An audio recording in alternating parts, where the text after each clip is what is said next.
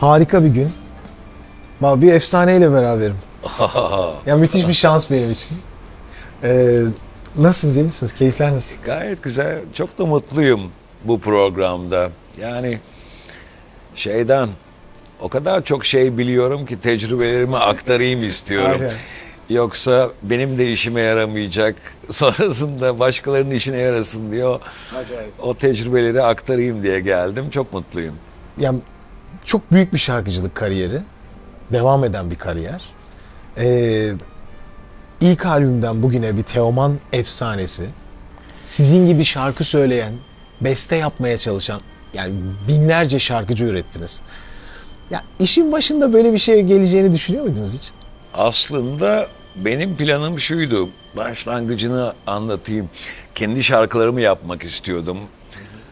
Öyle bir hayalim vardı. Özellikle sözel dünyamı anlatmak istiyordum falan. Bulutsuzluk özlemini ne çok imrenirdim. Nejat abiye giderdim. Hayal kahvesinde çalardı. Herkes bir ağızdan şarkılarını söylerdi bulutsuzluğun. Ah derdim. Ben de böyle bir kendime kariyer yapsam da haftada bir barda çalsam. Sadece o işi yapsam, kendi şarkılarımı söylesem, işte ileride de bir ev alırsam harika olur derdi. Ya bu hayalin fazlası geldi. Fazlası geldi. Evet. O dönemde besteler var mıydı?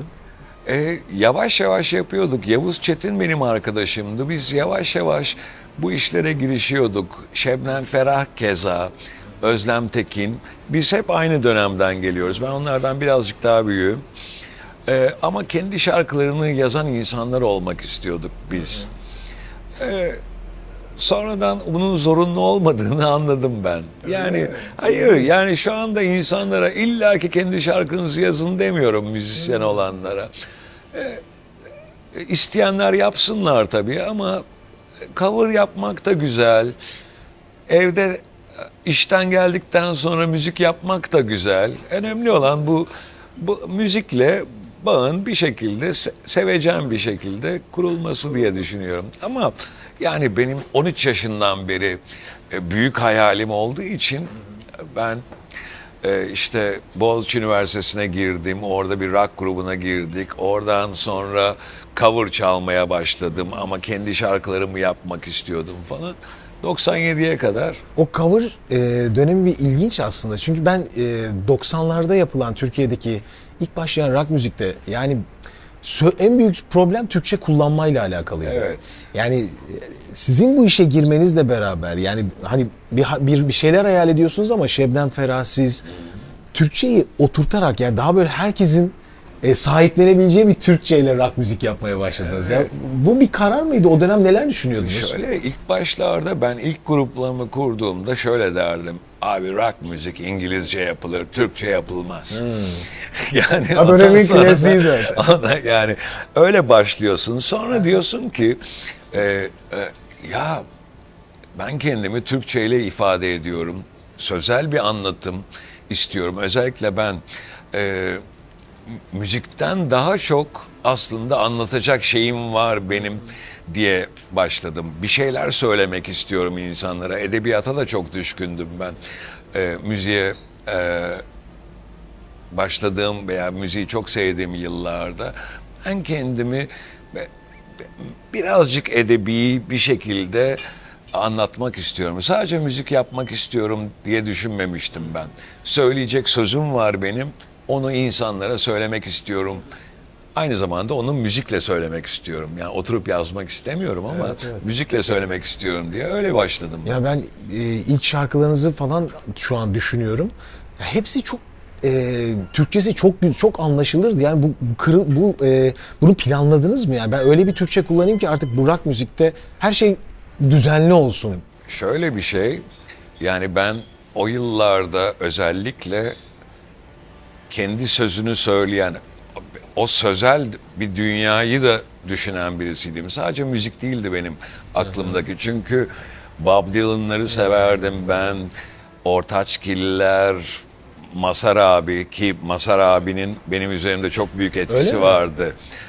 Çocukluğumdan itibaren Mazhar Alanson'u çok iyi analiz ettim ben. Bir sürü şey öğrendim onun şarkılarından. Şarkı sözü nasıl söylenir, bir kentli müzisyen nasıl Türkçeyi kullanmalı, bakış açısı daha hicivseldir onun, hiciv vardır onda. Ama dediğim gibi Mazhar abiden, Bülent abiden, Bülent Ortaçgil'den çok şey öğrendim. Ama yabancı kaynaklarım da vardı. Bob Dylan'lar, Tom Waits'ler falan. Daha enteresan şarkılar yazardı onlar diğerlerinden. Genelde şarkılar Türkçe'de sen gittin, ben de çok üzüldüm falan. Yani bunlar beni çekmiyordu açıkçası. Öyle şarkılar yapmak istemiyordum ben. Ben başka türlü şarkılar yapmak istiyordum. Öyle de yaptım. Yani ben hatırlıyorum, yani Papatya parçası tabii Türkiye'de inanılmaz patlama gerçekleşmiş. Ama ben o albümlerde o şarkısını daha çok sevdim. İkisi de çok acayip değil mi ya? Rıza Erekli'nindir. Benim prodüktörümündür. Benim aslında geniş kitlelere ulaşmamda büyük etkisi vardır Rıza Erekli'nin. Yani ilk albümde beni çok daha iyi anlatan şarkılarım vardı ama Papatya'da o da Rıza Erekli'nin şarkısıdır. Onun sayesinde ben teenager'lara, geniş kitlelere ulaştım. Ben böyle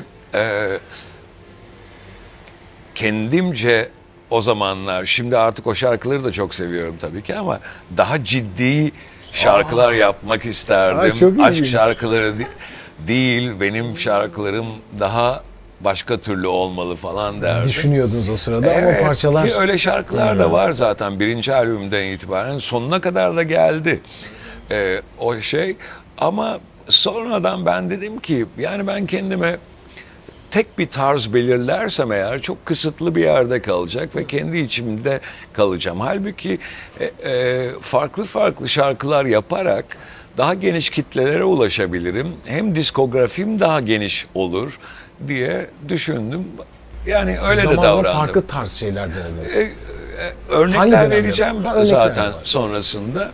Süper. Yani nerelere kadar gidebilirim? Ya bu programı sadece müzisyenler değil de başkaları da izlerlerse müziğe bakışları veya şarkı sözüne bakışları, prodüksiyona bakışları, hatta belki hayata bakışları bunun üzerinden daha net olur. Belki başka bir disiplinde çalışıyorlardır ama bir ressama da faydası olabilir belki diye, o yüzden mutlu olarak geldim buraya. Farklı farklı sahne tecrübeleriniz var. Bir ilk dönem var. Kemancı döneminin öncesi var mı? Öncesi var. Miraj diye bir grubumuz vardı. Ben Boğaziçi Üniversitesi'nde okurken. Orada İngilizce kendi şarkılarımızı yapıyor ve senede 1-2 konser veriyorduk biz. Veriyordunuz. O tabii ki haftada 3 gün çalışıyorsun. Sene bir tane konser veriyorsun. Öyle dönemlerimiz oldu. Acayip. Orada ben hiçbir şey bilmeyerek girdim. Sadece saçlarım uzundu. Havalı hissediyordum kendimi. Rock yıldızı olmak istiyordum falan. Tanju Eren Miraj'ın kalbidir. O bütün genelde şarkıları da o yazardı zaten. Bana solistlik teklif etti. O sayede de ben Tanju'dan çok şey öğrendim zaten. Onun bakış açısından da hala da çok yakın arkadaşım. Öyle önce Miraj'a başladık biz. Yani o dönemki sahne performansları, okumalar, şarkı söyleme stiliniz herhalde bugünle birebir aynı diyemeyiz herhalde. Değil yani böyle. Evrimin ilk yılı diye bir başladı yani. Yani bir de hem insanın zevki de değişiyor. Özendiği insanlar da değişiyor. Ben daha tenoral tınılarımı kullanırdım o yıllarda. Kayıtları hatırlıyorum. Dinleyebildiğim kadarıyla hep tizlere doğru. Hep tizlere doğru. Çok marifet görüyorduk insanlar. O kadar Axl Rose'lar falan bağırırken çare kalmıyor. David Coverdale'ler. İnanılmaz tiz herkes. Yani bu şeyle ilgili, zevkle ilgili. İnsanın şeyleri de değişiyor. Ben sonradan önce güzel olan budur diyorsun. O değişiyor. O güzel değilmiş. Güzel olan buymuş diyorsun. Ona gidiyorsun. Sonra o ikisi de güzel değilmiş. Asıl buymuş falan derken böyle bir arayışa giriyor insan. Sonra diyorsun ki ya bunların hepsi de güzelmiş. Güzelmiş. Gerçekten öyle ama. Tabii. Aslında öyle yani. Bu işin güzeli, doğrusu, yanlışı yok. Zevk meselesi bu zaten. Kesinlikle. Sonraki peki yani o dönemden sonra İşte ilk Miraj grubu, ondan sonra kemancıya geçiş. Şimdi her birinde ses tesisatları farklı, mikrofon yapıları farklı ve hepsine siz adapte olarak kendinizi geliştiriyorsunuz. Önce Miraj'la başladım. Sonra tek gitar barlarda cover. Tek gitar. Evet, İngilizce söyledim. O zamanlar hem yani para kazanmamız da gerekiyordu. Olabilecek olan üst sınırımız bizim oymuş gibi geliyordu. Kendi müziğimizi yaparak bir kariyer yapacağımızı düşünmüyorduk. Bir de okulda okuyordum zaten ben. Sosyoloji okuyordum falan. Öyle gitti ama insan bir yaptığından tatmin olmuyor. Önce Miraj kendini tekrar eden bir şeye dönüştü. Gidilecek bir yerde göremedim orada ben. Oradan tek gitarla barlara geçtim. O şarkıları söylerken kemancı açıldı, tekrardan rock'a döndük, yine cover yapmaya başladık falan. Onu yapınca o da tatmin etmedi. Ben kendi şarkılarımı yapacağım ya dedik. İşte sonra da kariyerim başladı. Ama kariyerim derken ben hepsini kendi kariyerim olarak düşünüyorum. Birini daha diğerinden daha ciddi görmüyorsunuz. Yani peki sesinize her dönemin sesinizde neyi fark ettirdiğini düşünüyorsunuz? Yani başladığınız bir sonrası. Başka şeyler de anlatayım. Bir kere ben önce klasik şan eğitimi aldım. Miraj'da söylerken dedim ki kendimi geliştirmeliyim. Bu nasıl olacak? Kulağım iyi değildi, hala da çok iyi değildir. Böyle çok iyi duymam gerekir. Kimisi sesine çok hakimdir, kulağı çok gelişkindir falan. Onlar ne olsa fıstık gibi söylerler. Benim gerçekten çok iyi duymam gerekir. Evet, duyum olarak iyi sahnede. Duyum olarak yani oram zayıf olduğu için kulağa dair şeyim. Önce diyafram, vibrato vesaire gibi temel şeyleri aldım ben. İyi ki de almışım. Bu yıllara kadar hala sesimi kullanabildiğim, 3 gün üst üste konser versem de yorulmayacağım bir şeye geldim. Yani bir şey söylemek isterim. Eğer ki bu seyircilerimiz arasında profesyonel kariyer düşünüyorlarsa, genelde profesyonel kariyerin ilk aşamalarında çok sahne alınır. Bir bara girersin, oradan oraya gidersin, oradan oraya gidersin falan, ses yorulur. Herkese temel sesi koruyacak veya işte kullanacağı o diyafram kullanımını, sesi istediğin zaman doğru yerde denilen, doğru yer değildir o ama sesi koruyacak yerdir aslında. Oraya göndererek performansı artırıcı şeyleri öneririm ben. Mesela bir örnek vereyim. Ben şarkı söylüyorum. Kayıtta vibrato yok. Ama sahnede vibratoyu avantaj olarak kullanıyorum ben. Sesi rahatlatıyor bir şekilde. Sesim oradan çıkmıyorsa gırtlağımın başka yerinden çıkarıyorum. Ben pek sağlıklı yaşamadığım için, sigara içtiğim için vesaire. Onlarda da benim gibi adamlara çok faydası oluyor o işin. Ya tabii rock müzik yani klasik şan tekniğiyle işte ancak korumayla alakalı yerde birleşiyor gibi gözükse de ya ben sizin albüm performanslarınıza baktığım zaman ya hiç o kadar hani böyle şana aykırı bir şey kullandığınızı düşünmüyorum. Yani zaman zaman kirletmeleriniz falan. Tabii, tabii. O da sizin imzanız ya bence. Yani biraz Onları özellikle çalışıyor muydunuz? Yani yoksa hep mi vardı? onları çalışmıyordum aslında. Fakat sonradan ben İngiltere'ye gittim. Orada da bir soul şarkıcısından ders aldım. Aslında yurt dışına gidip de uzun kaldığım her zaman ben birilerini aradım. Yani adını unuttum. Şimdi mesela New York'a gittim. John Bon Jovi'nin hocasından da ders aldım. Sonra Medium Magaziner diye göğüsle kafa sesini birleştiren bir kişiden de ders aldım ki onun gerçek hocası Seth Riggs denilen adam Michael Jackson'ın, Julio Iglesias'ın, herkesin, Janet Jackson'dan dünyanın en büyük şan hocalarından birinin en gözde öğrencisinden uzun müddet ders aldım. Kırmızı albümümde de o sesleri kullandım. Şimdi mesela kafa seslerini çok kullanmıyorum ben ama Kırmızı albümümü dinleyen birisi görecektir ki dersini almışım. Albüme de o sesleri koymuşum. Ya gelişimden hiç vazgeçmediniz o zaman. Olay bu yani. Bu da farklı bir şey. Tabii. Üslup da değiştiriyorum. Sonradan örnekler vereceğim zaten. Şarkı üsluplarında prodüksiyona dair de şeyler söyleyeceğim. Nasıl yaklaşıyorum? Her zaman en doğru şekil denilen bir şey yoktur aslında. O da bir tercihtir. Yani kimisi Mariah Carey'i sever, kimisi Tom Waits'i sever.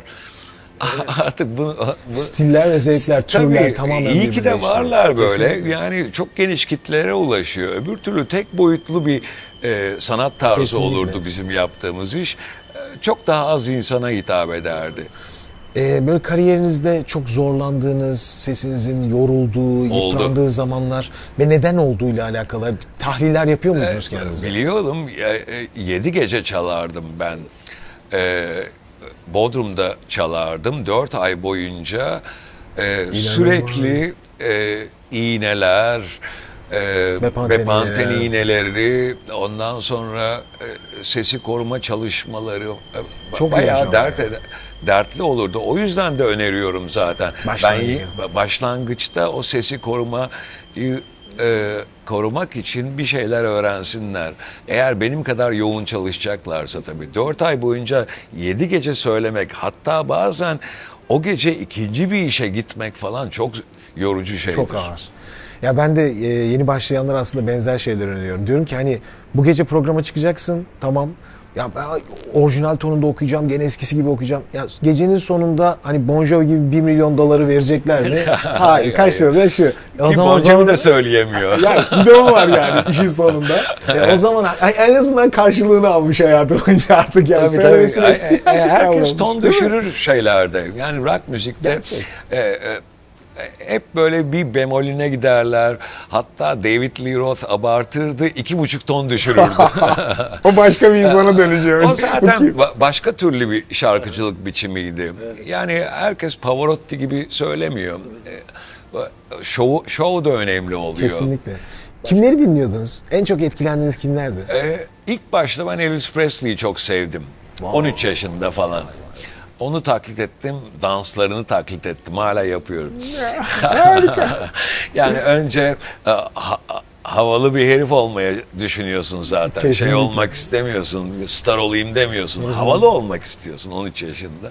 Yani havalı kimdi? Elvis Presley'di. Onu taklit ederdim ben. Sonra daha hard rock gibi şeylere girdim. Gillan'lar, David Coverdale'ler. Oradan heavy metal'e geçtim. Judas Priest, Iron Maiden vesaire. Sahnede söylüyor muydunuz hiç? Yok, söylemiyordum. Cover yapmıyordum. Orijinal Miraj şeyleri yapıyorduk. Sonra daha başka yerlere gittim ben. Herkesin rock müziğin grunge'a gittiği anda ben aslında U2, R.E.M. gibi başka gruplara gittim. Stilim değişikti. Daha akustik bir yere doğru dönüşmüşsünüz. Evet, yani sözel yerlerin, onları daha açıkçası bakış açılarını daha artistik buluyordum. Yani tam anlamıyla performansa dayalı değil de onlar, şarkıyı yazma biçimlerinden etkilendim. U2'dan çok şey öğrendim ben. Prodüksiyon anlamında da R.E.M'den de çok şey öğrendim. Türkiye'de herkes grunge'a gitti. Onlar benden biraz daha gençti. Ben öbür tarafa gittim. Başka türlü bir yerden. Çok acayip. Aynı zamanda Bob Dylan gibi singer-songwriter'ları çok seviyordum. Ben edebiyata çok düşkün olduğum için cümlenin, kelimenin ne anlama geldiğini, nasıl dünyalara gittiğiyle ilgili falan çok düşündüm. Bu bende ama ortaokuldan başlıyor. Ben zaten edebiyat derslerini de seven ender azınlıktandım. Şair ne demiş deyince hemen parmak kaldıran, hocam şair burada şunları anlatıyor, şunu anlatıyor falan diyen çocuktum ben. Ortaokuldan itibaren. Çok acayip ya. Gerçekten hani orijinal. Aklımda bir soru vardı, tam muhabbet sırasında kaçırdım onu aslında. Boş ver. Şöyle bir şeye bakmak istiyorum. Mesela birçok çok güzel albümünüz var. Gerçekten çok güzel albümleriniz var. Ama hani sormak isterim. 17 albümü nasıl çıktı ya? 17 albümü... O şarkılar nasıl bir ruh haliyle bir araya büründü? Şöyle yani? bir şey, birinci albümümde ben aslında sadece içimi dökmek istiyordum. İçimde ne var? Sözel şeyler vardı. Müzikal taraflara falan eğilmemiştim. İkinci albümü yaparken bu işi yavaş yavaş öğreniyorsunuz zaten. İnsan kendini de sonradan tanıyor. Kendi de değişiyor. Bakış açısı değişiyor. O iyi yaptım. Sonra karar verdim. Dedim ki ben öyle bir albüm yapacağım ki ortalığı dağıtacağım. 17 albümü biraz öyle çıktı. Ne diyebilirim ya? Gerçekten hırsla öyle çıktı. Hırsla çıktı. Yani hırsla derken... Ne için hırslıydınız? Şöyle bir şey... Şimdi burada aslında birazcık endüstriye ve prodüksiyona, buralara da girmeye başlıyor bence. Çünkü hırsın bir sebebi olmalı. Hırsın sebebi, ya ben bu işi kaptım dedim. Aslında şeyleri de... Gelişim de gösterdim ama öyle bir albüm yapayım ki ben dedim, kendime söylediğim şeyi hatırlıyorum. Bruce Springsteen'in Born to Run albümü çok özel bir albümdür rock and roll tarihinde. Springsteen için de çok özeldir. Benim de dedim Born to Run gibi, Zumba gibi bir albümüm olsun çok dedim. Güzel. 17 öyle çıktı. 17 paramparça, 2 yabancı vesaire, Zampara'nın ölümü falan hepsi, ama çok yoğun çalıştım. Şimdi insanlar benim genelde magazin programlarında sarhoş dolaşan, hiçbir iş yapmayan birisi olduğumu düşünürler ama ben çok çalışkandım. Yani analitik birisiydim. Neye çalışacağımı bilirdim. Nereye gitmek istediğimi bilirdim. Onun için ne yapmam gerektiğini bilirdim falan. 17 albümüne 1,5 sene boyunca çok çalıştım. Her gün çalıştım. Saatler boyunca. Şarkılar hazır mıydı yoksa hani 1,5 sene içinde bestelediniz Onları yavaş yavaş yaptım. Üreterek. Böyle nasıl bir şey yapayım, nasıl ayrıştırayım, nasıl kendimi geçeyim. Yani çok geniş kitlelere yayılmak üzerinden değildi o. Bilmiyordum ortalığı dağıtmak derken zaten beklediğimin çok üzerinde bir başarı elde ettim ben. Evet. Ortalığı dağıtmak, küçük bir müzik dünyası vardı biz rockçılar için. Ortalığı dağıtmak dediğim, kendimi aşırı bir biçimde artistik olarak yükselteyim dedim. O artistik yükseltme amacı ticari olarak da beni çok büyük bir yere getirdi. Paramparça patladı. Acayip bir şey oldu. Benim beklediğimin çok üzerinde oldu ticari başarısı. Yani şeyi düşünüyorum, o dönem radyoları hatırlıyorum. Yani rock müziğin çalma oranı %3'lerde 5'lerdeyken sizin paramparça, işte 17, her parça radyolara girdi. Yani sound olarak da özel uğraştınız demek ki. Hani her yere girebilecek bir albüm sound, çünkü rock'ın hep o agresyonunu birazcık nasıl bir formülle düşündünüz? Şöyle bir güzel bir formül çünkü. Çok formüle değil. Ben o rock'ın aşırı agresyonunu çok sevmezdim aslında. Biraz fazla gelirdi bana. Sözel dünyaya aktarmak için biraz daha doğal söylemek gerekiyordu. Yani kendimce bir tartım yaptım. Kimisi gider kullanacağım şeylerden negatif bir şey algılamayın. Ciyak ciyak bağıracağı bir şeyi ister. Ben daha anlatıcı gibi olmak istiyordum. Bir de singer-songwriter dediğim şeylerde bu da başkalarına belki yarar. Genelde biraz daha konuşma tonuna yakın söylenir bunlar. Monoton melodilerle söylenir ve söz özelliğini aktarmak istiyorsanız geniş aralıklar kullanmazsınız. Daha konuşuyor gibi. Demezsiniz de na diye söylersiniz falan. Yani oradan kendime bir tarz edinmeye çalışıyordum. Farklı yaptığım şarkılar da var tabii benim. Onları da sonradan söylerim. Baktığınızda bir sürü şeyi, yani insanlar genelde mesela rock müzik deyince büyük performans isterler. O her zaman gerekli değildir. Şey değil. Her zaman gerekli de değildir. Herkesin denediği de bir şey değil dediğiniz gibi. Tabii. Yani. Ya herkes Iron Maiden gibi şarkı söylemedi. Tabii. Mesela Iron Maiden diyorsun. Rock'ta çok vibrato kullanılmaz ama Bruce Springsteen kullanır. Bruce Dickinson. Bruce Dickinson, pardon. Evet, pardon. Çok acayip sürekli ona gidip Ronnie James Dio. O kullanır, kullanır. Geoff Tate kullanır. Yani kural yoktur Yok, bu kesinlikle. işlerde. Zevktir. 17 albümündeki bu yani aslında bir formülizasyon çıkmış. Yani ve ondan sonra ne kadar devam etti onun etkisi? Yani siz üstüne tekrar yeni albüm yaptığınızda ona mı yaklaşmaya çalıştınız? Hayır, ben her albümümde farklı bir yere gitmek istedim. Ben çabuk sıkılan, eskiden yaptığı şeyi yapmaktan zevk almayan birisiyim. Ya çok acayip ya. Son albümle kıyasladığınızda şimdi o zaman gerçekten nereden ne kadar farklı şeyler denediğinizi de gösteriyorsunuz. Tabii. Öbür türlü onu yapanlara bir şey demiyorum. AC/DC'ye baktığınız zaman hep aynı şeyi yaparlar. Sound aynıdır, vuruşlar aynıdır falan. O da güzeldir. Ama o bana uygun bir şey değil. Çünkü sözel bir dünya yaratıyorum. Kendimi değiştirmeye çalışıyorum. Eski yaptığım gibi yapmamaya çalışıyorum. Herkesten farklı olmaya çalışıyorum falan derken bir sürü farklı yere gitti benim şarkı yazarlığım. İç ses genişliğinizle ilgili bir böyle şey çıkardınız mı skala? En kalında hangi notaya iniyorum? 3,5 yani kafa sesiyle beraber 3,5 oktavdır. Fakat yani o ders aldığımı söylüyorum fakat çok iyi yerleştiremedim ben şeyi.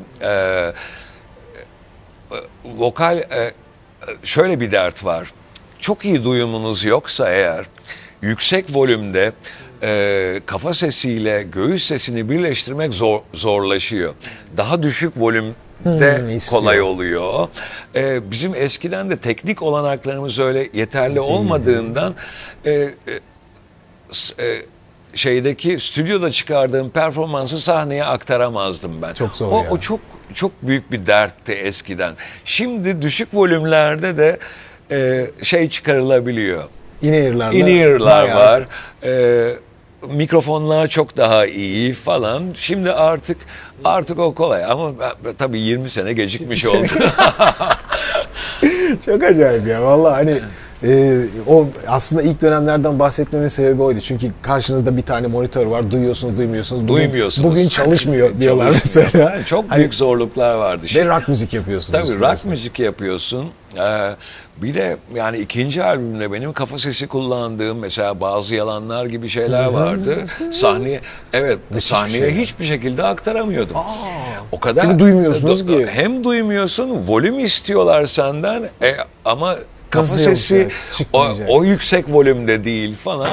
Yani büyük zorluklar yaşıyorduk sahneye aktarımında yaptığımız işler. Evet. Ya bir de siz hani yaptığınız işi çok sahiplendiğiniz, çok detaylı olduğunuz için sinir krizleri geçiriyordum. Onu demeye çalışıyorum.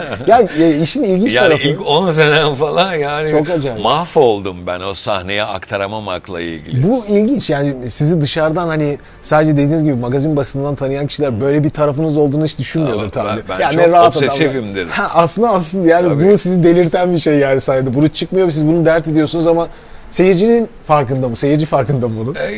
Şöyle bir şey, yani beni çok seviyorlardı.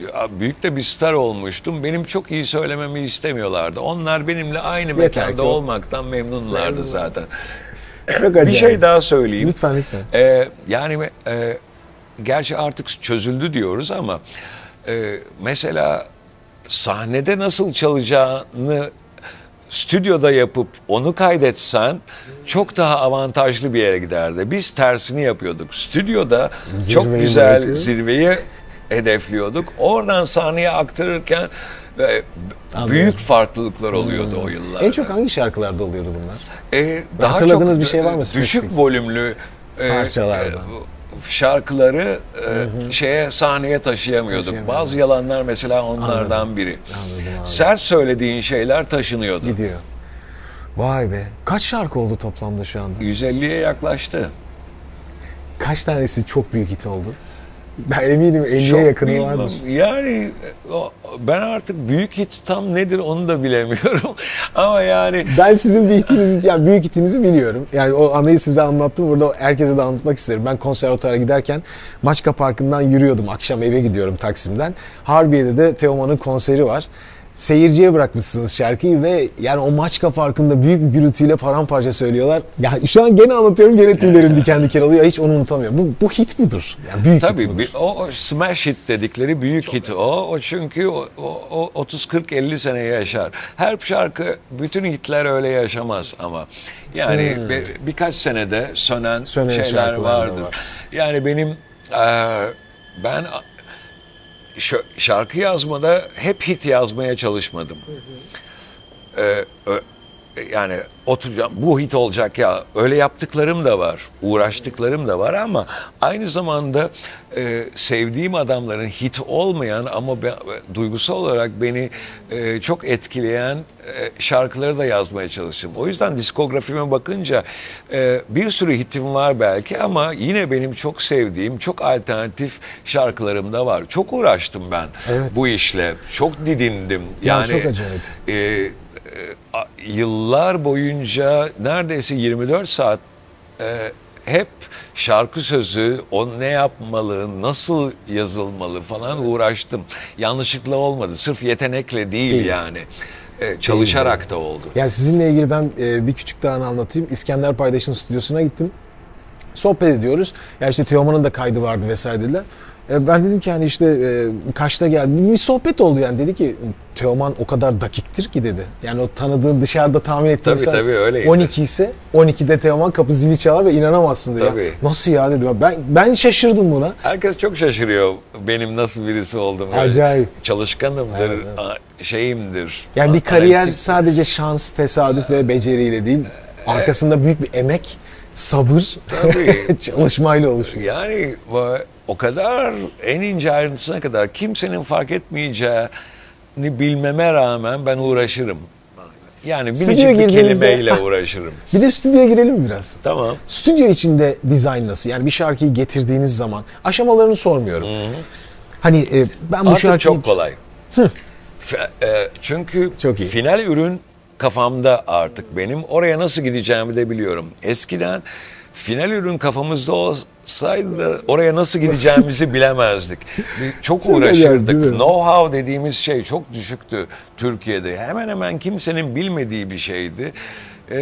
Ulaşmak istediğimiz bir şey vardı. Yöntemini bilemezdik. Ama ben dünyadaki en iyi bir sürü prodüksiyon kitabını da, vokal kitabını da, şarkı yazma metodlarını da, bu işin hemen hemen her şeyine hakimim. Hep çalıştım. Yani ki Türkiye'deki büyük ihtimalle benden başka kimsenin okumadığı 30-40 tane kitap okumuşumdur ben. Yani ben ilk zamanları hatırlıyorum işte ya.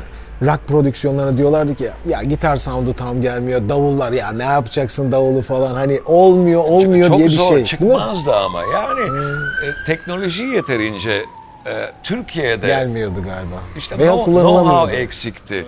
Dünyadaki örneklerine baktığımızda artık biliyoruz. Burada da kimsenin suçlanacak bir şey yok. Eskisi gibi eskiden internet yok, hiçbir şey yok. Yapacak hiçbir şeyin yok. Çok zor bir dönem. Çok zor bir dönem. Yani işte, sound çıkarmak çok zordu çok eskiden. Acayip. Stüdyo dönemi, stüdyo içinde her zaman dikkatli, detaycısınız o zaman. Baştan sona bu şekilde değerlendirebilirim. Peki hani şimdi bir rock müziği yani patlamış albümlerinize baktığım zaman, yani ben patlamıştan en hit olmuş şarkılarınıza baktığım zaman içinde çok küçük melodiler de var. Yani illa böyle karmaşık, Tabii. kaotik şeyler kullanmak yerine hep minimalist de Özellikle yapıyor. Ama biraz evvel anlattığım gibi ben daha çok sözümü aktarmak istediğim için çok büyük melodi hatlarına girmem. Bu singer-songwriter meselesinde şeydir, aslında ticarilikten biraz alır insanı. Çünkü genelde dinleyici sözlere çok dikkat etmez. Melodi ve soundla bir şarkıyı severiz. Ben de öyleyim. Yani Fransızca bir şarkı dinliyorum. Sözleri anlamıyorum. Aa ne güzel şarkı diyorum. Ne Sound anlatıyor burada deseler vallahi bilmiyorum derim. Bilmiyorum. Ama benim başlangıç noktam sözel dünya olduğu için o singer-songwriter melodi hatlarını özellikle seçtim ben. Bir de turnaround dediğimiz belki gitarla göstersem daha mı iyi olur? Bir gitarı getirebilir misiniz bana? Ben bir küçücük şeyler göstereyim. Çok aralarda. Çok, belki çok seviniyorum. Arkadaşlarımıza da yardımcı olur. Mükemmel olur. Özellikle Amerikan müziğinde veya YouTube'dan öğrendiğim şeylerde şöyle gidişler vardı. Bir sürü şarkımda kullandım. Onları da şimdi zikredeyim hatta. Belki o tarz şarkılar yapmak isteyen insanlar için Efsane açıklayıcı olur. Efsane olur. Şimdi genelde Türk müziğinde birincil olarak eğer Doğu gırtlağı kullanırsanız çok avantajlısınız. Cepte. Yani bunu negatif bir şey olarak söylemiyorum. Güzel bir şey. Evet. Ben o formu bana uygun değildi. Çok sevdiğim insanlar var öyle ama kendime açıkçası o şeyi yakıştıramıyordum. Ben kent ozanıyım diyordum. Doğu gırtlağına girmeyeceğim. Daha singer-songwriter gibi ve sevdiğim adamlar gibi batı formunda şarkılar yapacağım. Bu daha iyi olduğundan değil. Ben öyle istediğim için. Yoksa isteyen sanat müziği sever, ona yapar. Arabesk sever, onu yapar. Türkü sever. Bunların birinin diğerinden üstünlüğü yoktur aslında. Her biri değerlidir kendi şeyinde. Kesinlikle. Ben sadece kendi beğenilerimi ona göre yaptım. Mesela Turnaround'u anlatayım. Turnaround dediğimizde nereden çalayım bakayım?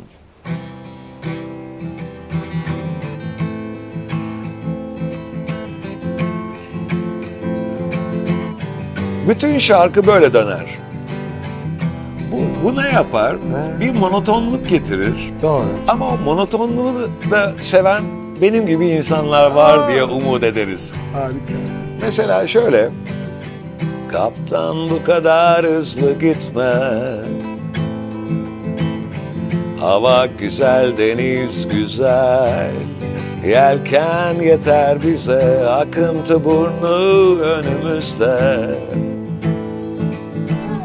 Mandalina kokuları sahilden dolsun içimize, mutluyum diyorum kendime. Bakın hiçbir şey değişmedi. Sağım solum önüm arkam her yer mavi mavi. 4 tane akor baştan sona aynı nasıl başladıysa gidiyor. Veya başka bir şey de mesela bu da öyle. Gönül çelen de aşağı yukarı öyledir. Kırıklarını aldırdım kalbimin. Sarımı çıkarttım astım portmantoya. Akor dizaynı. Güzel vücutlar, boş suratlar. Benimse yenmiş tırnaklarım, titrek ellerim var. Bunu genelde daha karmaşık şeyleri seven insanlar ya ne böyle şarkı mı olur derler. Melodi bir yere gitmiyor derler. Hep aynı derler. Ama bu da bir tarzdır. Ya Kimisi de öyleydi onu aslında. sever. Bir dönem hakikaten böyle bir kaos vardı. Yani şu araya bir git akor koysan ama bence o bitti ya. Yani bir de benim gibi biraz evvel anlattığım gibi bir şeyi anlatmak istiyorsunuz. Bu tip kolay sözleri kolay aktaracağınız mini melodiler size yardım eder. Eğer ki siz bir vokal performansı gösterecekseniz yani pes gireceğim ortalığı dağıtacağım, bir çıkacağım, insanların tüyleri diken diken olacak. Yani Gönül Çelen'de tüyleri diken diken edemezsiniz. Çünkü mırıl mırıl o başka bir tarzdır. Ama gidersiniz büyük vokal atlamalarıyla, büyük tansiyonlu. Mesela onlar da var. Patlama. Onlar da var. Değil mi? Tabii öyle şeyler var. Başka ne örnek verebilirim enteresan şeylerde? Yani ben bunları yani 5. akor, 6. akor bulamıyor muyuz? Buluruz. Ama tabii. turnaround mantığından değiştirir o zaman şarkıyı. Başka ne gösterebilirim burada?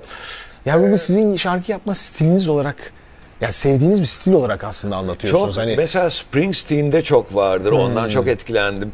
Mesela U2'nun With or Without You'su sadece yine 4 akor ve şeydir.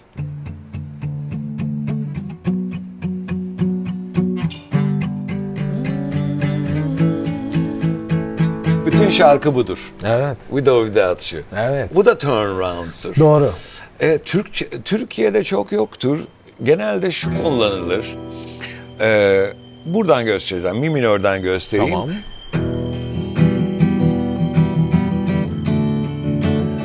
Bu çok yapılır. Tamam, Bundan da yaptığım şeyi göstereceğim şimdi. Konuşacağım uyusan da, tek bir kelime bile duymasan da, biterken bir zamanlar çok sevdiğimiz bu hikaye. Al sana bir turnaround. Bütün şarkı baştan sona öyle gidiyor. Bir şeyi anlatmak istiyorum. Tabii.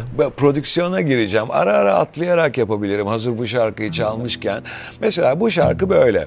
Fakat ben bunun prodüksiyonunda İlk A bölümünü şöyle yaptım.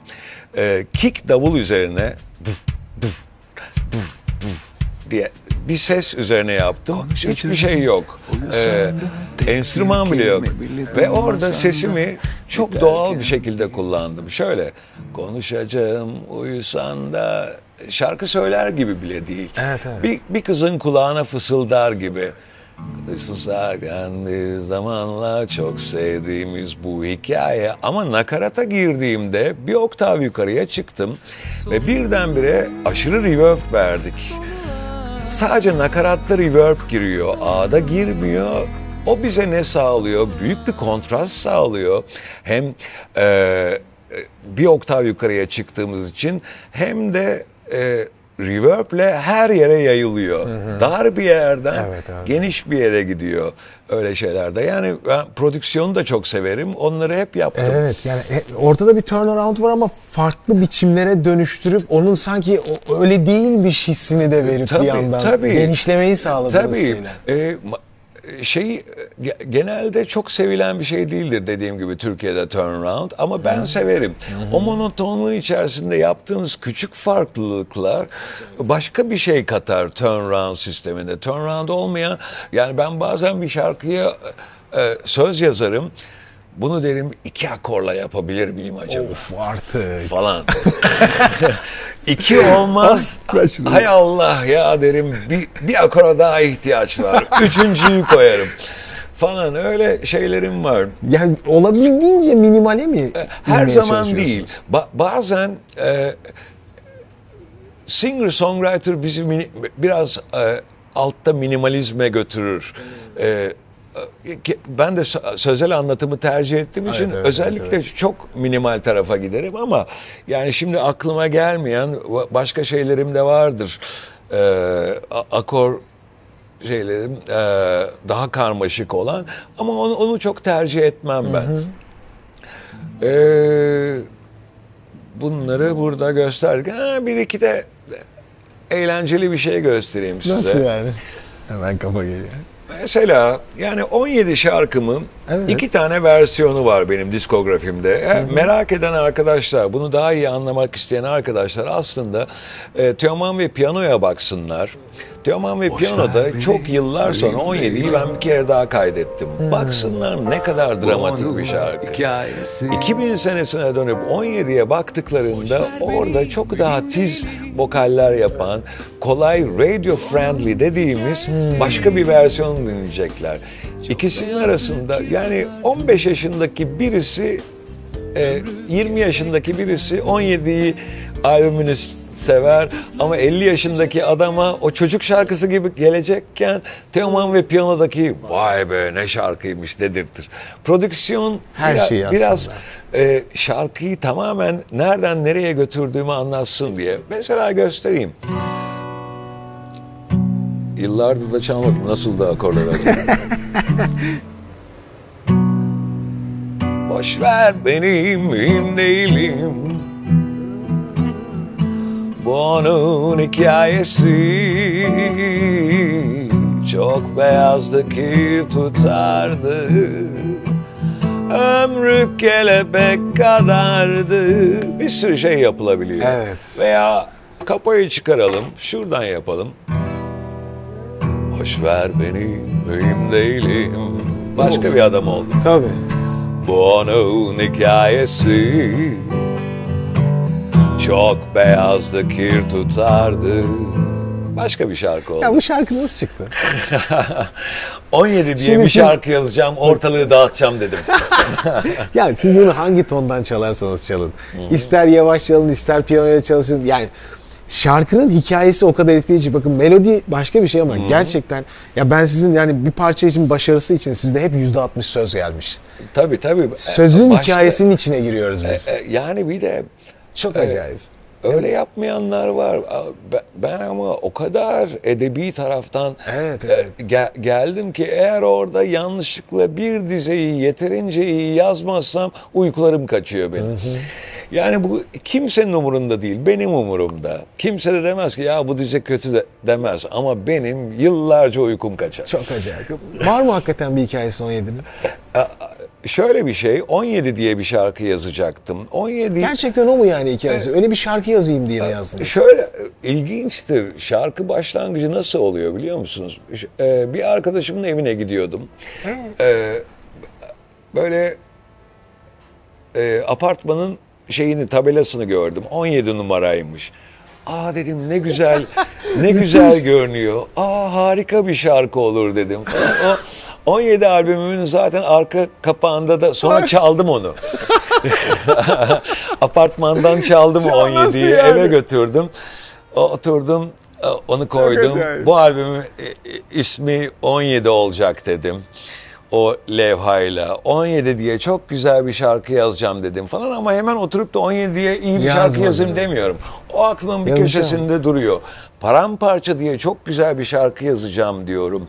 Bir başka tarafta bir bar taburesi üstünde babamın öldüğü yaştayım diye başka bir yere bir dizeyi yazmışım. Bunların hepsini yan yana getirip eninde sonunda öyle bir albüm çıkarıyorum. Ya zaten 1,5 sene boyunca uğraşıyorsun. O şeyle tam ne yapmak istediğini, nasıl bir etki istediğini biliyorsun, ne yapmak istediğini bilmiyorsun ama. O zaten işin güzelliği de o. Vallahi bir şey değil mi? Ben bu kadar yani yaklaşık 8 senedir YouTube kanalında yayın yapıyorum. Hani 1996'da ben de İTÜ Konservatuar'a girdim. 7-8 sene okudum ama şu anlattığınız yani 1,5 senelik çalışma, 17 şeyini duvardan alıp eve getirme, ben böyle bir şey yapacağım deme falan. Ya benim okuduğum sistemde yok. Ben böyle bir şey okumadım. Ama ben o yıllarda psikopattım. Son albümde var bir sürü bilgi zaten bunlarla ilgili. Acayip. Yıllarda yani tamamen kendi dünyasında çok acayip ya. Bir heriftim. Çok acayip yani. Ben hiç böyle bir hikayelerin olduğunu düşünmemiştim yani. Böyle bir şarkı yapacağım, bunun içinde olacağım. Böyle bir şarkı 1,5 sene uğraşacağım. Nasıl bir şey? Mesela oradan yine bir şarkıyla belki yine dinleyici için lütfen açıklayıcı olur. Mesela şöyle ilginç bir şey vardı. 2 yabancı güzel bir aşk şarkısı diye geçer. Ama orada enteresan bir şey vardır aslında. Düet koymamın nedeni sadece bir kız olsun da daha çok kişiye gitsin diye değil. Adam bir şey söyler. Yazdım kalma bir günden ya da çölde çay filminden.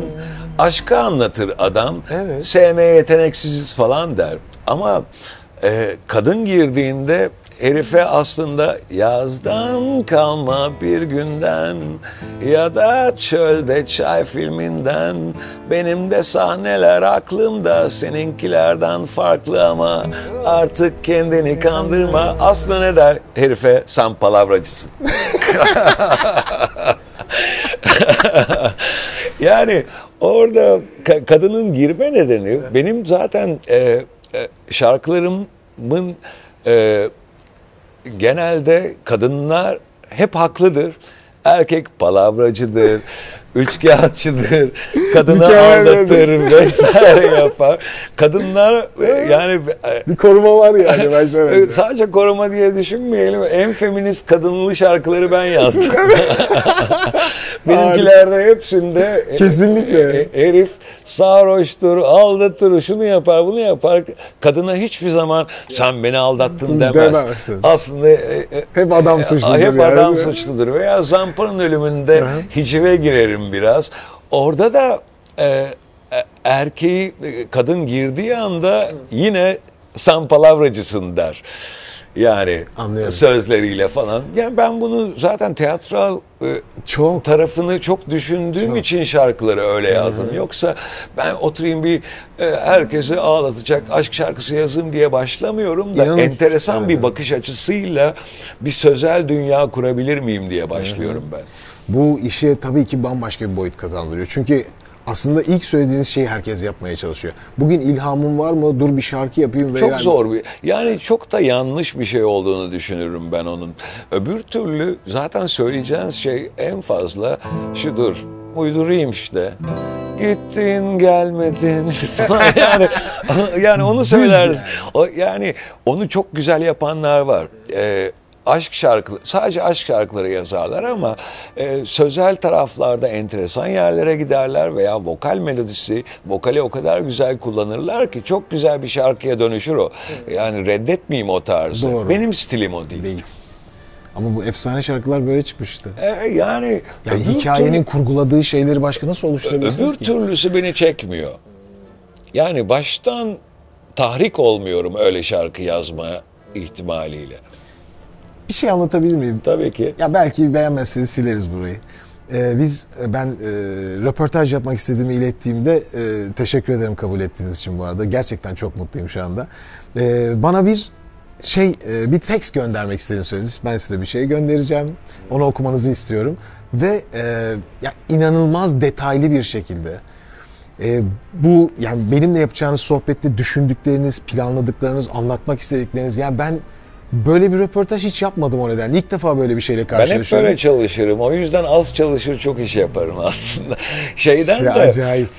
Hemen burada yani ben ne anlatabilirim farklı olarak diye yaptım. Sana sürpriz olmasın diye de özellikle gönderdim ki aynı frekansta konuşalım. Öbür türlü sen birden gideceğimiz yeri de bilemezdin. Sana gönderme nedenim de o aslında. Aşağı yukarı aynı yerlerden bahsedelim. Sen konuyu anla, sohbetin tavrı da belli olsun diye. Yani şimdi hani şarkı mı güzeldi yoksa şarkıcı mı şarkıcıyı? Yani şarkıcı mı şarkıyı yaratır? Yani bu aslında sizin kendinizsiniz. Yani yazdığınız şarkılar direkt sizin bakış açınız, dünyayla ilişkiniz, hayatınız. Tabii. O nedenle ben Teoman'la röportaj yapacağım dediğimde bütün arkadaşlarım dedi ki ya felsefesine bayılıyorum. Ya aslında müziğinizde ve sözlerinizde kendinizi anlatmışsınız. Yani. Tabii. Ben baştan şöyle demiştim. Ben daha şarkılarımı yazmadım. Sürekli öyle aşk şarkıları duyuyordum. Ben diyordum ki ya ben Zampara'nın tekiyim. Kız arkadaşlarımı üzüyorum. Ondan sonra bir sürü palavralar sıkıyorum yani öyle aldatmalar üzerine bilmem ne. Ondan sonra yani ben oturup da sen beni terk ettin üzerinden şeye falan gidemem.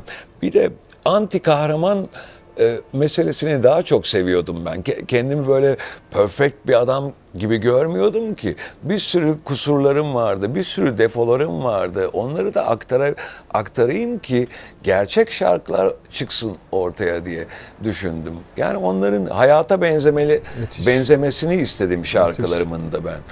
Yani boşa efsane olmuyor bir insan ya. Gerçek bu yani hakikaten. Müthiş ya, müthiş. Valla size gelen sorular da vardı. Onlardan da sorabilir miyim? Tabii. Tabii anlatacaklarınız eksikler konuşalım yani. Geliriz. Olağanüstü çünkü konular, sohbetler. Bilmiyorum, bazıları belki aynıdır, onları hemen geçerim. Aslında şöyle, kariyerin en güzel zamanı ona göre hangi zaman dilimi diye bir soru var. Şöyle bir şey. Böyle bir şey var mı ya? Var. Niye var onu anlatacağım. Kariyerin yükselme eğrisi en zevkli bölümdür. Sonradan Nasıl bir şey? Sonradan siz orada kalsanız bile aldığınız zevk azalır. Çünkü aynı hazzı yüzlerce kere alamazsınız. Aynı hazzı olamazsın. Bu hayatın her alanında Her geçerli. şey. Yani müziğe dair değil. Sıradanlaşır her şey. Ama yükselme eğrisi çok zevklidir. Daha çok kişi geliyor konserime, yaşasın dersiniz. Ay bu şarkım patladı, yaşasın dersiniz falan. Ondan sonra artık sıradanlaşır o şey yıllarla. Bu herkes için geçerli. Yani ben rockstar biyografilerini, ünlü sanatçı biyografilerini falan çok okurum. Herkes aynı şeyi yaşar. Aynı şeyi yaşıyor. Bu güzel, gerçekten çok güzel. Benzer soruları hemen atlıyorum şu anda. Çok depresif şarkıları var. Neden diye soru soran var. Yani ben aslında depresif de bir adamımdır. Ondan çıkmaya çalışırım. Bir de şarkılarımı aldığım yer, şarkıları yazdığım yer o hep depresif taraflardandır. Başkaları mesela hayatın güzel taraflarından da güzel şarkılar yazarlar ama ben de bir şeyi hep negatifte biriyimdir. İçe dönük biriyimdir vesairedir falan. Hep benim oralardan beslendiğim bir şey oldu şarkı yazarlığı. Başka taraflara bakmaya çalıştım. Arada daha hafif şarkılarım da var benim. Mavi Kuş ile Küçük Kız gibi ve başka veya Zampara bile, ki hiciv olmasına rağmen onun içerisinde yine de bir hüzün vardır. Evet. Bende hüzün olmayınca yaratıcılık da olmuyor pek. Kimde olabilir ki ya? İnsan mutlu olurken sürekli ne güzel bir şarkı. Öyle bir tetikleme yok zaten. Tetikleme yok. Ama tabii ki şarkılarım Teoman, bu şarkıları Teoman yazdı. O zaman Teoman böyle bir kişidir de diyemezsiniz. O benim bir yönümdür sadece. Yoksa benim eğlendiğim, çok espri yaptığım, çok zevk aldığım anlar da vardır. Oralar şarkıya dönmez bende. Evet. Yönetmen, senarist, oyuncu olarak Balans ve Manevra filmiyle sinema sektöründe gördük. Sinema oyunculuk tecrübelerinin oyunculuğa girmesinin sebebi neydi diyenler var. Ben de bilmiyorum açıkçası. Neden böyle bir şeye adım attınız diye soran var. Yani ben o zamanlar çok detaylı düşünmüyordum. Oynar mısın diyorlardı. Oynarım abi diyordum. Yani böyle yaşasın, oyuncu oluyorum falan demezdim. Deneyim olarak mı? Deneyim olarak oynayabilir miyim abi derdim böyle şöyle. Ben seni oynatırım. Sinan Çetin öyle demişti. Ben odunu bile oynatırım. Gel ben seni oynatırım dedi. Fakat ilk gün çekimlerde o kadar utandım ki allak bullak oldum. Ayvayı yedim. Niye böyle bir şeyi tercih ettim ben falan dedim. Fakat set ortamları çok eğlenceli geliyordu bana. Bir de ben öyle başarısızlığı umursayan bir herif de değilimdir. Ne olacak ya? Ne olacak ya? Derim. Çok kötü oynuyorsun derler. Evet ya derim falan. Ya herkes de bir şeyi yaparken böyle aşırı başarılı olma gibi bir hastalık var ya. Her şeyde beğenilme, her şeyi en iyi yapma. Siz ona anti. Yok öyle değil benim şey. Doğal da bu. Şebnem Ferah hakkında çok fazla soru gelmiş size bu arada. Şebnem Ferah hakkında neler söylemek istersiniz diyor. Onun hayatındaki yeri, perspektifini anlatabilir mi? Şebnem Ferah yani bir kere çok sevdiğim, çok takdir ettiğim, aynı zamanda bir şekilde herkesin ona sevgisi, saygısıyla gurur duyduğum bir arkadaşım benim. Çok eski arkadaşım tabii. O mesela mükemmeliyetçidir. Ben değilimdir. Yani mükemmeliyetçilik derken o mesela müzikal tarafta falan ben öyle söylemeyeyim mi? Bu daha kolay falan diye başka şeyleri seçebilirim. O inanılmaz derecede detaycı, en yüksek müzikal performansı vermek isteyen, en iyi şekilde sahneye aktarmak isteyen delinin tekidir. Of. Ya zaten hayat zor oluyor öyle. Evet, gerçekten kolay değil. Ya zaten hani bu işin iyi yapıp da pek normal olan evet. aramamak Ama lazım. o abartılıdır. O abartılı mı, öyle mi? O müzikal olarak, yani sanatçı müzikalite olarak çok üst bir sınır seviyeyi ister. Onu yapar, onu sunmak ister falan. Yani öyle insanların hayatı biraz daha zor oluyor benden. Daha zor oluyor. Ben daha kolay eğlenen birisiyim. Harika. Son dönemde yeni nesil rap'in yıldızlarından Çakal'la bir düet yaptı. Hı-hı. Bunun sebebi neydi diyor. Aslında neydi onu şimdi söyleyeyim. Hayda. Şimdi Gostoso diye bir şarkı duydum ben. Evet. Acayip kafadan kontak punk şarkısı gibi geldi. Değil mi ya? Ve sevdim o şarkıyı. Öyle. Sonra bir şekilde bağlantı vardı. Siz yapsanıza dediler. Evet. Dedim ki ben eğer Çakal'la bir şey yaparsam acayip gürültü koparır. Herkes hayır Teoman, hayır Teoman falan diyecek dedim. Hayır. Dedim. Ondan sonra büyük bir zevkle onu yaptık. Sadece bir sene geç çıktı o. Daha evvel yapsaydık daha enteresan olacaktı. Biraz zamanlaması yanlış oldu. Çünkü Çakal Serser'in, yani bizim Serser'in teki gitti. Los Angeles'larda da gezdi, tozdu falan. Sonra yani zamanı yanlış olarak çıkardık. Ama benim ana başlangıç noktam yapma Teoman. Yapma Teoman. Diyecek. Kıs kıs gülen Teoman'ı düşünün o şeyleri. Öyle çok şeyleri acayip. Seviyorum ben. Çok acayip. Ben hiçbir şey diyemiyorum ya. 10 yaşında Zeyno Şazi isminde bir kız çocuğu var. Hı-hı. Onun eğitimi için kesin olarak bıraktığı müziğe tekrar dönerek onu sevdiğini biliyoruz. Hı-hı. Kadar yani. Aslında daha önce öyle bir çocuğum olsun ve benim de başarılı bir final kariyerim olsun, bir sürü karma karışık şey, yani tek bir şey söyleyemezsiniz o şeyle ilgili. Ama ben aslında müziğe geri döndüğümde müzikten soğumuştum. Yani o hayattan, bir sürü şeyden, ama bir de şöyle bir şey var, müzikten soğudum diye düşünüyorsunuz. Peki neden soğumadın desen, her şeyden soğumuştum ben. Ama yaşla ilgili olan bir şey. Hayattan bıkkınlık gelmiş meğerse. Onu müzikten gelmiş zannediyorsun sen. Hiçbir şey eskisi gibi değil diyorsun. Dünya değişti diyorsun. Aslında dünya elbette değişiyor. Ama aslında sen 44 yaşına gelmiş ve hayattan bıkmış bir adamsın. Bir de çok şey yaşıyor ya, rock yıldızlığı biraz da lanettir. Öyle mi? Çok şey üst seviyelerde yaşarsınız. Artık küçük şeyler sizi memnun etmez. O yüksek şeyler de memnun etmez. Hayatta yapacak pek bir şeyiniz, zevk alacak hiçbir şeyiniz kalmaz. Yani o seviyelere gelmek dediğim gibi biraz da lanettir. Yani siz o seviyeye gelmek için aslında hani uğraşıyorsunuz hayatınız boyunca. Ama hani böyle işe başladığınızda bunu bilseydiniz, hazır olsaydınız mesela böyle bir şey gelecek, ne düşünürdünüz? Yani bir önleminiz olur muydu böyle bir şey? Yoksa aman yaşanacaksa yaşanacak mı derdiniz kendinize? Çok da uyarılmadık açıkçası başkaları tarafından. Şöyle olacak, böyle olacak diye. Benim şimdi zaten bunları dile getirme nedenim de hem bir sürü kişinin içini rahatlatmak, hem bir sürü kişi buralara gelecekse yaşayacağı tehlikeleri de göstermek. Ne gibi tehlikeler var tabii? Yaşayacağı tehlikeler. Ben tabii aynı zamanda rock yıldızlığını yaşam tarzı nedeniyle de sevdim ve 19 yaşından beri de hem müzikle hem başka şeylerle, ama gece hayatıyla, kadınlarla, eğlenceyle, alkolle vesaire öyle şeyler yaşadım ve 44 yaşıma geldiğimde ne bir ailem vardı ne bir çocuğum vardı falan. Biraz fazla uzatmış olduğum bir şeyle karşılaştım. Anladım. Yani bunun dünyadaki özelinde aslında daha öncesinden hayatlara girerlerse, aile hayatına girerse o rock yıldızları vesaire onların psikolojik olarak çok daha rahat geçirdiği söylenir. Yani içkiden, uyuşturucudan uzaklık, bir aile yaşamının sıcaklığı, bir çocuk sorumluluğu, bir hayat arkadaşı vesaire dünya ölçeğinde ki örneklerde başkalarının söylediklerinden söylüyorum ben bunu.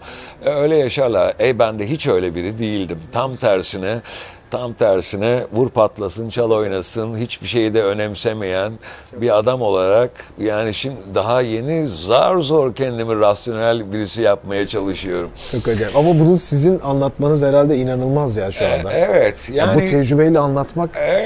Yani o tip hayatlar süren insanlara tavsiyem, ayaklarını gazdan çekip yani biraz daha kontrollü gitmeleri yönünde. Benim gibi olsunlar istemem onlar. Çok iyi. Müthiş. Teoman fanlarının hala çok aktif olduğunu görüyoruz. Teoman'ın fanlarına yaptığı etkinlikleri ve doğum günü kutlama videosu gibi çalışmalarını takip ediyor mu? Onların size yaptığı. Bana gönderiyorlar aslında. Benim çok hoşuma gidiyor. Ben yıllar evvel hiç aklıma gelmeyen şeyler beni memnun ediyor şu anda. Yani biraz evvel küçük bir kız şu boylarda benimle fotoğraf çektirdi. Belki de yani insanın gençliğinde olmayan şefkat duygusu sonradan oluşan küçücük birisinin fotoğraf çektirmesinden mutlu olan bir kişiliğe dönüştürüyor insanı. Acayip. Yani gençlerin beni sevmesi, konserlerime gelmesi beni o kadar memnun ediyor ki. Ya siz hala gençsiniz ama ya. Ben de öyle hissediyorum. Bu müziği yapan bir insan zaten yaşlanamaz yani. Evet, asla ve asla yaşlanamaz. Çocuk gibi adamım canım ben. Benim temel sorularım bunlar abi. Tamam.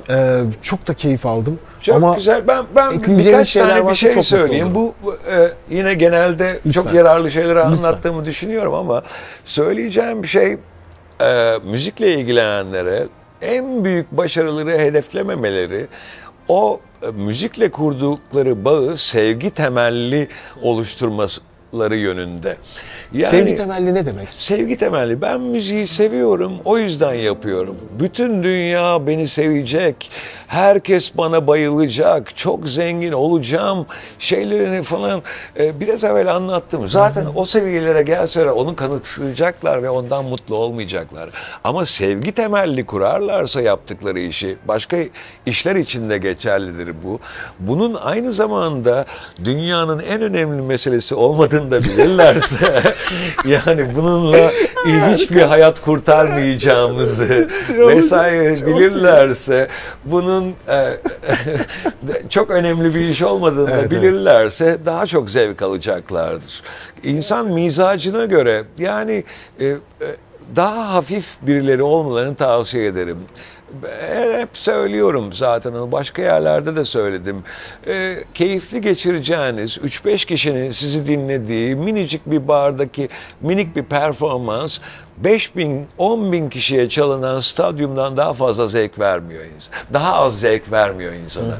Yani siz nerede keyfini çıkarıyorsanız aslında orası daha güzel. Hatta tersini söylerim, yani o küçük performans daha zevklidir diyebilirim.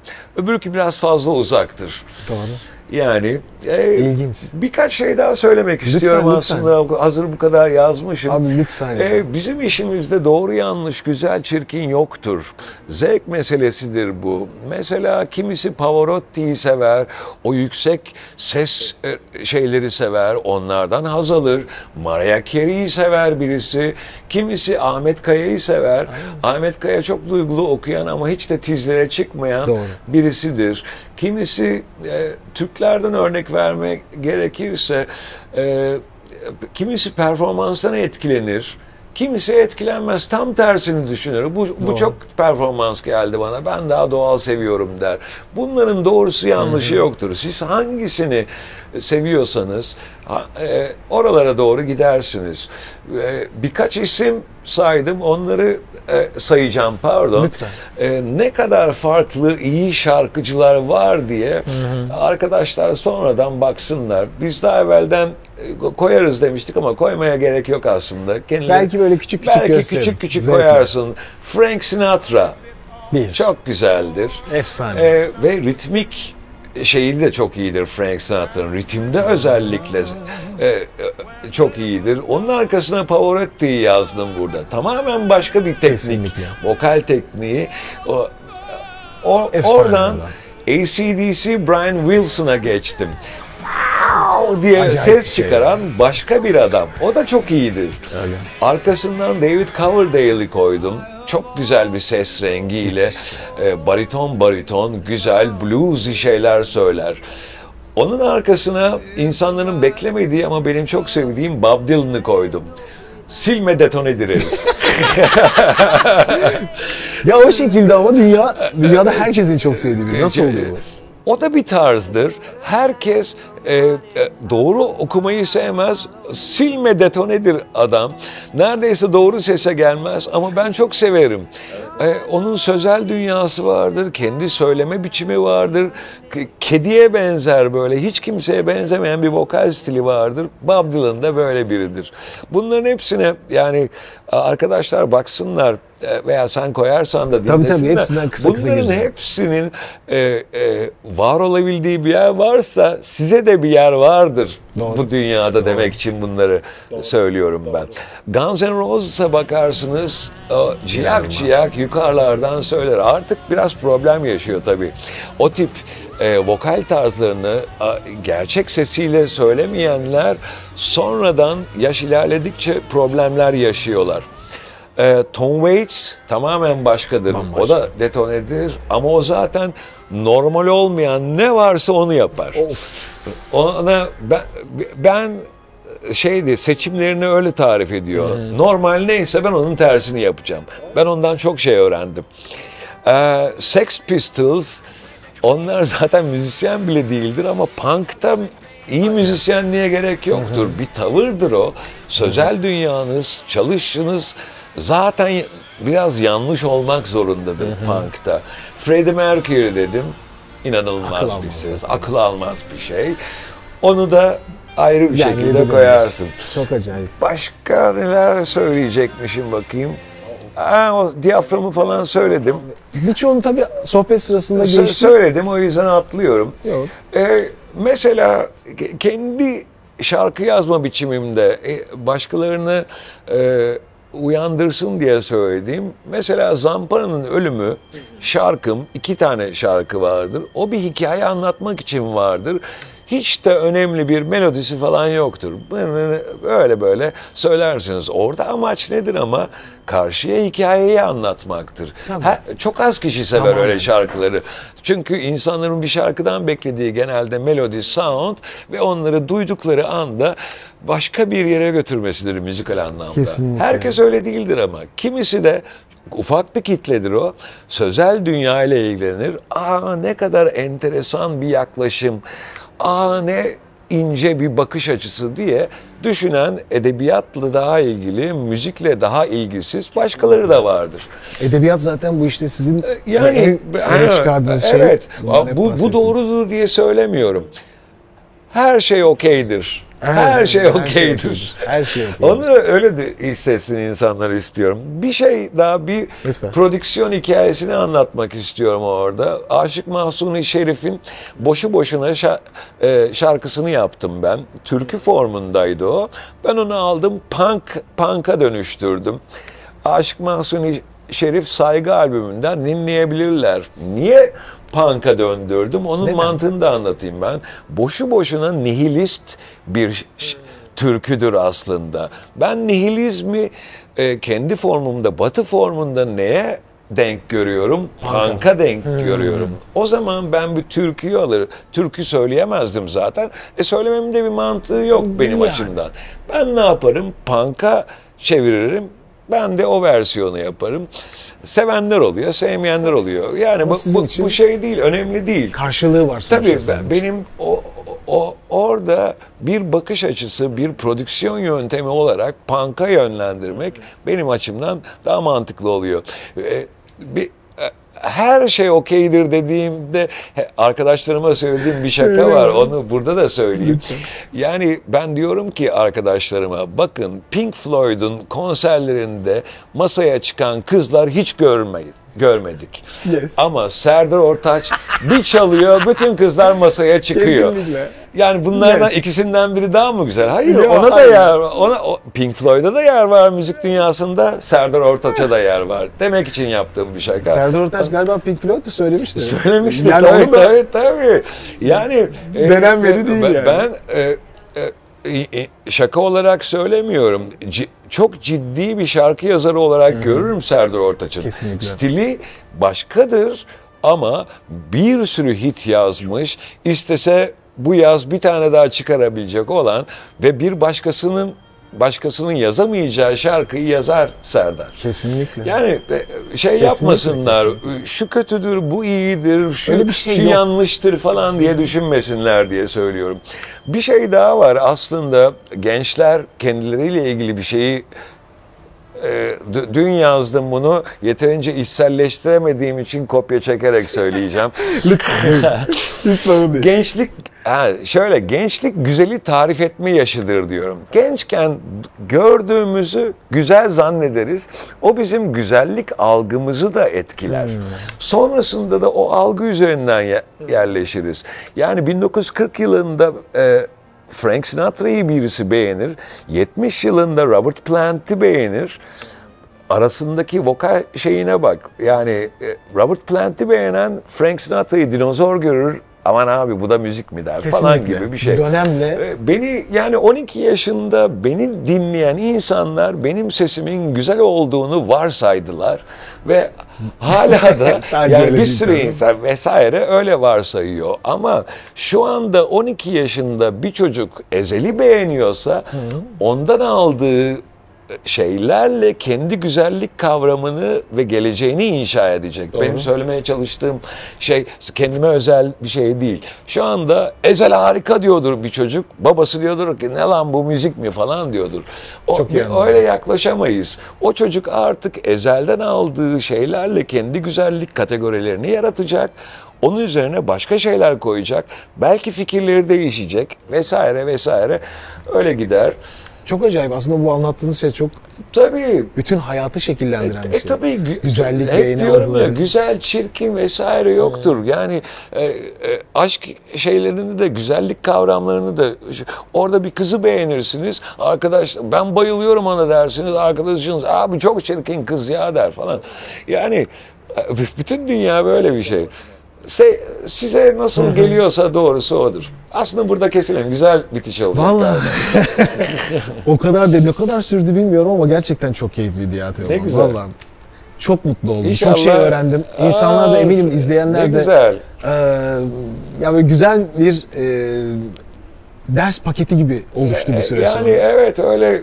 Çok teşekkür ederim. Böyle nokta atışlarıyla belki bir sürü insanın kafasında boşuna zaman kaybetmelerini önlerim. Hiçbir şey diyemiyorum bundan sonra. Çok teşekkür ediyorum. Ben teşekkür ederim. Ne güzel. Bu! Beğendiniz mi? Abi ne diyorsun ya? Konser verdin şu anda. Abi sahne çıkmıyor mu? Röportaj konseri yani vallahi. Ya, gerek yok. İnanılmazdı ya.